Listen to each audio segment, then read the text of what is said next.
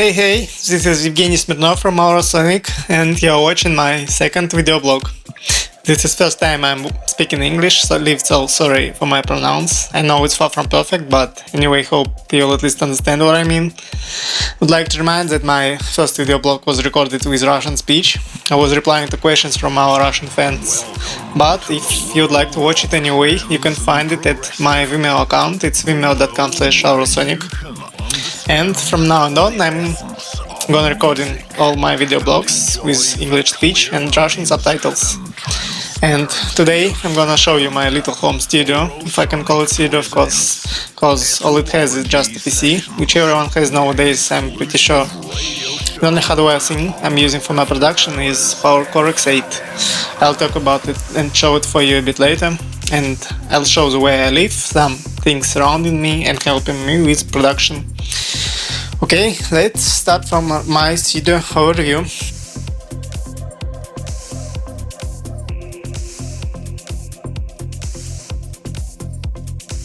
Here is how my studio looks overall.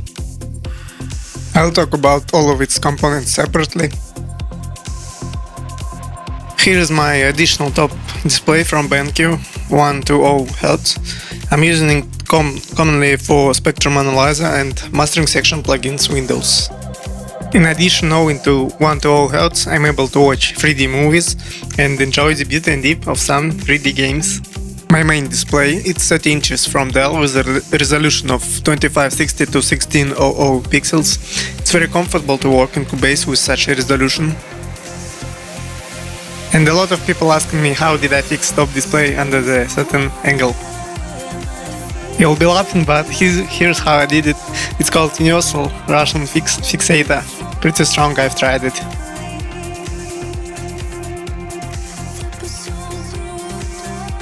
I have fixed it just with a rope and an empty box from this.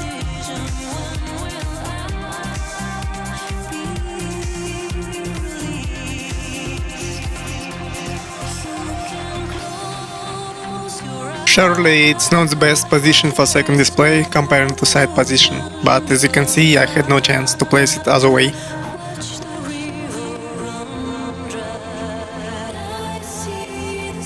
My favorite keyboard, Logitech Laminate, have changed already 3 of these. I prefer small stroke keyboard since notebook usage. And my mouse, Logitech G9 Laser. Here's my system case from Cooler Master. This model is HAF932. It has very nice airflow inside due to several huge fans. Very cool for overclockers like me. Okay, now possibly the main part of my studio, my external monstrous sound card from RME. This is Fireface UC USB model. Very fast, lean and powerful. My favorite headphones by Kos. This is Porta Pro model.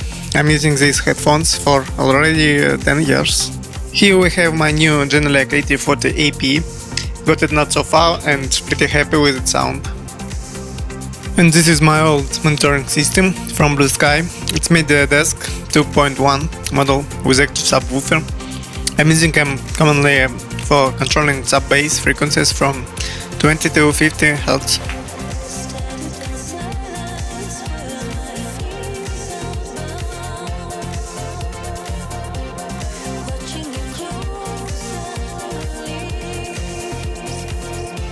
Sennheiser E945 microphone, which I'm speaking at right now. It's super cardioid for maximum exclusion of other noises during voice recording.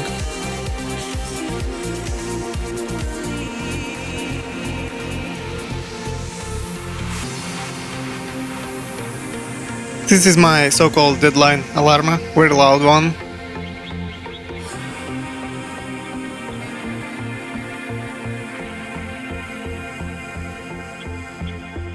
Here we have my only hardware stuff, Power Core X8. It has 8 digital sound processors, or DSP, for processing its own plugins.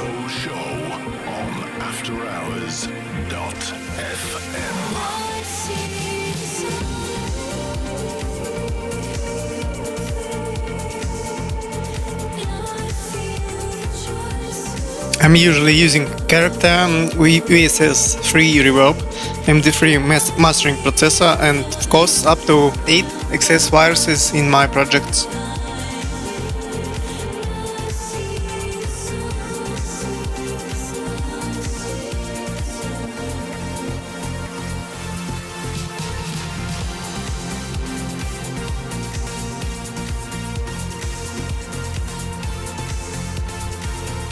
This is my working netbook, Asus 1201 PM. I'm using it for surfing the web, lying on my sofa while traveling, and for watching movies via UPnP technology with my PlayStation 3.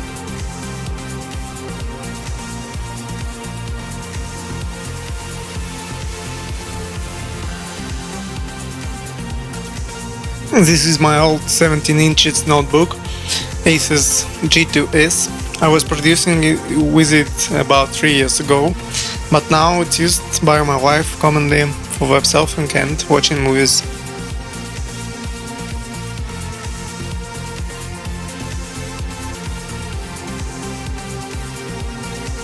My headset for Skype conversations with my friends.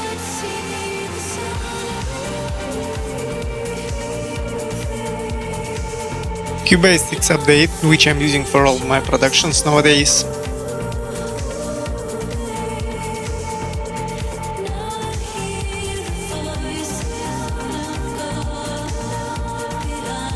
Additional box with Cos Porta Pro University Edition headphones. I bought them because it was limited part, and additional foam caches cause they are often returned.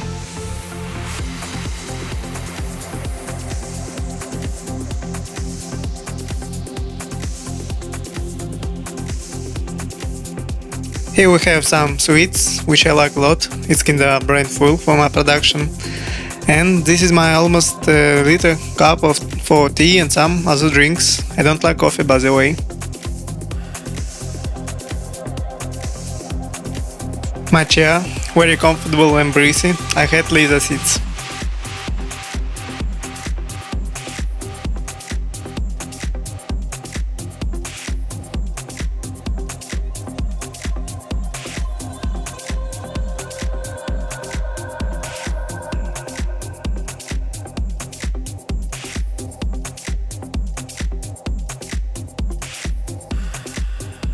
Here is how my system case looks inside. 4 pieces of SSD Corsair F160 in Radeon mode with summary capacity of 670 GB. I'm using it as temporary folder for my large collection of samples, as well as for heavy samplers like Omnisphere, Trillion, Stylus, Ivory Piano, etc. I'd like to mention that the roof for the speed is Intel ICH10R controller integrated to my motherboard. In case of good PCI Express controller, you should get about 1 GB per second speed.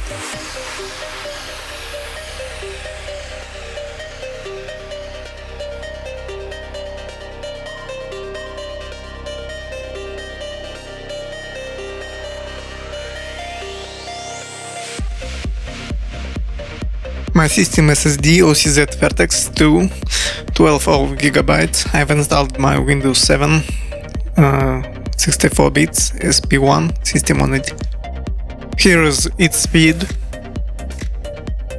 and just for comparison, the speed of one of the fastest HDD I ever had. As you can see, when you're working with the small files, wave samples in our case, the speed of SSD is hundreds times faster than the speed of one of the fastest HDDs. Here we have a huge CPU fan by Noctioids in HD14. Cool overclock CPU, very nice, and it's pretty silent. Asus Rampage 3 Extreme motherboard, double MCI GTX 580 Slime mode. Even two of these monstrous video cards, not enough in 2516 to 1600 resolution in some games. But I can use the whole power of these cards while rendering videos like this blog, thanks to Kudo technology. Power supply unit, thermal take, cell power, 2000 watts. And a very nice system airflow thanks to big system fans.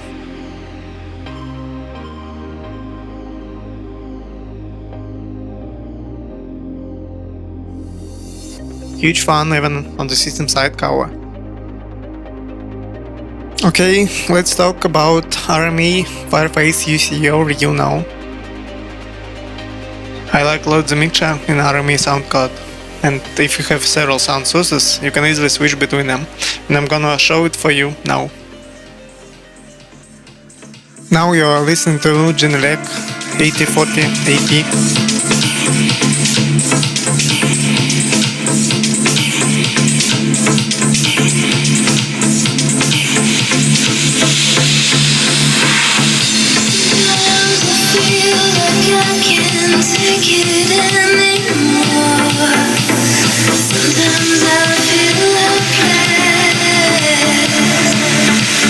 And now I'm switching to Blue Sky Media Disc 2.1.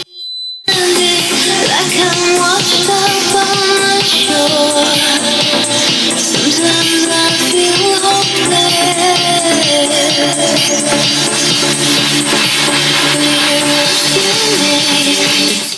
Cause Porta Pro headphones now.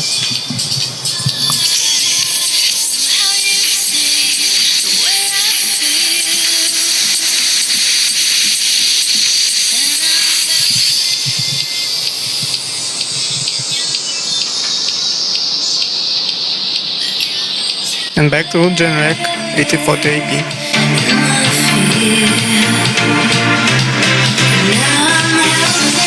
Fireface UC did panel with a nice amount of available ICO buffers. Even in the most heavy project I can easily use buffer size of 5, 1, 2.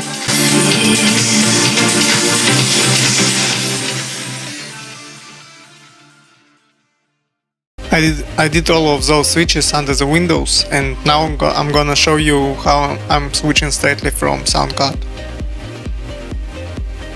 There is only one knob on the sound card. Pushing it once, I'm choosing the sound source, and pushing it again, I'm switching the volume level on the chosen source.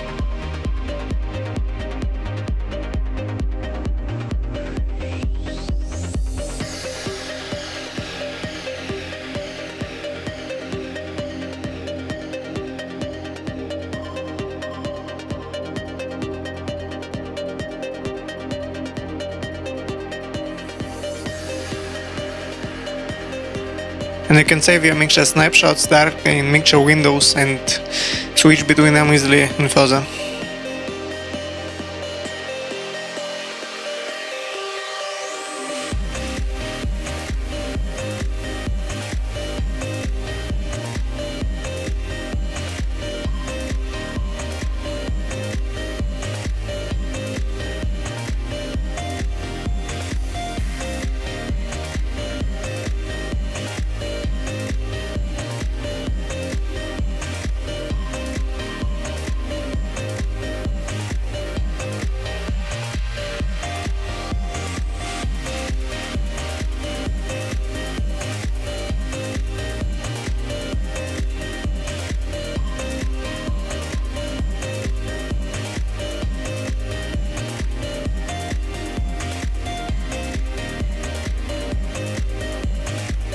And of course I can get the sound from several speakers at once. For example, when I need to hear my sub-bass frequencies, I'm mixing sound from Blue Sky subwoofer to my Generac speakers.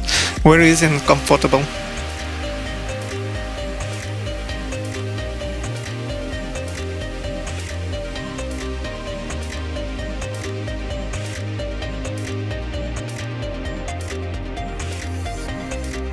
Here is the outside view from my window. I'm tired of urban views, and the nature view like this kinda inspiring me.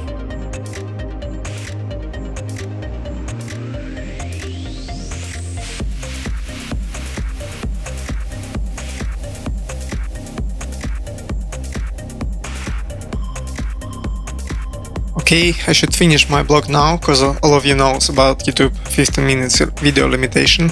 I've started gathering questions from my third video blog from all of you, my dear fans. From now on, all further episodes will be about replies for your questions about technical side of music production, and feel free to ask your questions at those sources marked below. And don't forget to join Aurosonic at next sources. Okay guys, thanks for watching my video blog and see you next episode.